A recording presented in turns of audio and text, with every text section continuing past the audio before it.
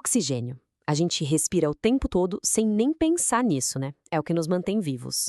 Mas e quando a gente pega esse mesmo oxigênio, concentra ele e guarda num tanque? Bom, aí a história muda. Ele vira uma força da natureza, com um perigo escondido que precisa ser respeitado.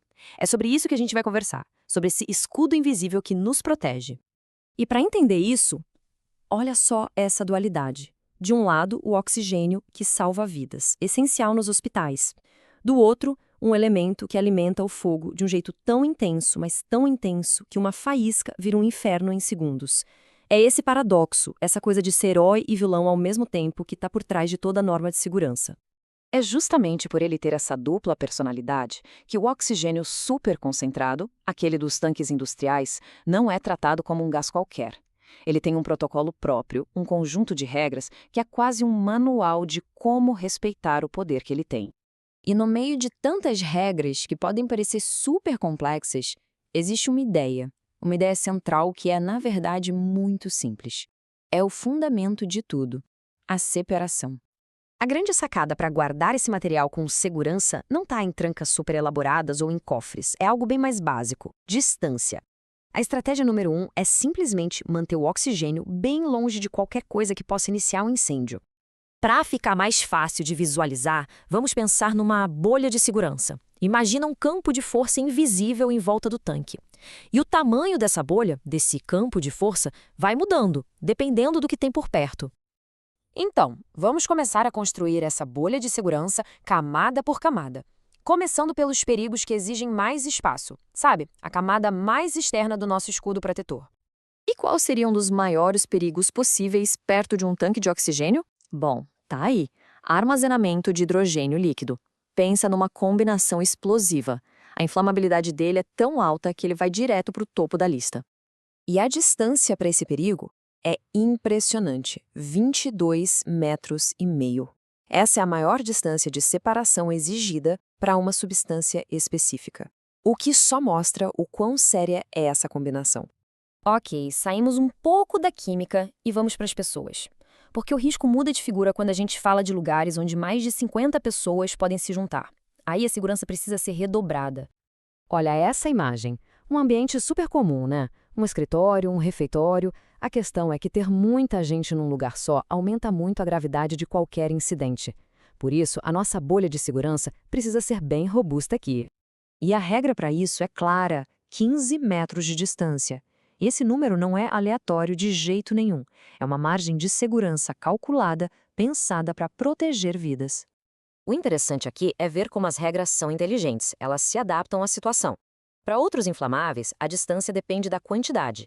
Se for menos de 3.800 litros, 7,5 metros. Passou disso, a distância dobra para 15 metros. É uma segurança que aumenta conforme o risco. Vamos agora para a próxima camada da nossa bolha, uma camada que lida com coisas mais do dia a dia, materiais e estruturas que a gente encontra em qualquer instalação. Muitas vezes, o perigo não vem de outro produto químico super perigoso. Vem de coisas banais, mas que queimam muito, muito rápido. E isso pode alimentar um incêndio com uma velocidade assustadora. Por exemplo, caixas de papelão, pilhas de papel, parecem totalmente inofensivas, né? Mas num ambiente com muito oxigênio, isso vira combustível de primeira, pronto para fazer um fogo crescer sem controle. É por essa razão que a distância de segurança exigida é, de novo, de 15 metros. A mesma distância de uma área com mais de 50 pessoas. Isso dá uma dimensão do quanto esse risco é levado a sério. E olha que incrível como o que está em volta do tanque muda completamente as regras. Se o tanque estiver perto de um prédio com estrutura de madeira, a distância é de 15 metros. Agora, se a construção for de material que não pega fogo, a distância despenca para só meio metro. Faz todo sentido, né? E a norma vai ainda mais fundo. Pensa até na ventilação. Se o tanque estiver cercado por muros, como a gente vê nesse desenho, a distância até o muro tem que ser, no mínimo, igual à altura dele. Para quê? Para garantir que o oxigênio não fique preso ali formando um bolsão perigoso. Bom, a gente já viu um monte de regra rígida, todas baseadas em distância. Mas e se não tiver espaço? Será que existe alguma alternativa, alguma forma de adaptar isso? A resposta está numa exceção bem específica. Fica a pergunta, né? Esses números são uma lei absoluta? Ou será que a engenharia pode dar um jeitinho de substituir o espaço físico? E a resposta está aqui, na própria norma. Sim, uma barreira física pode entrar no lugar da distância. Mas não é qualquer parede, não. Ela precisa ser parruda, ter uma resistência ao fogo de pelo menos 2 horas.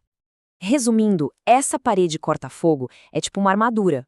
Com ela, as distâncias de segurança podem diminuir. A condição é que ela aguente o tranco de um incêndio por 2 horas e, claro, que sobre um espacinho de 1 metro para manutenção. No fundo, é uma troca de espaço por engenharia.